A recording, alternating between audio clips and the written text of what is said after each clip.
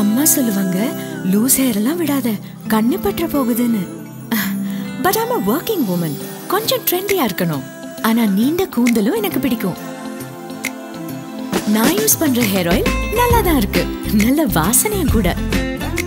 ஆனாலும் கொஞ்ச நேரத்திலேயே என் கூந்தல் தொலி விழுக்குது. அம்மா சொன்ன மாதிரி கண்ணு பட்டுச்சோ? கண்ணு படல, வெயில் தான் பட்டுச்சு. வெயிலா? வெயிலில் செல்வதால் உங்கள் தலைமுடி யூவி கதிர்களால் பாதிப்படைகிறது.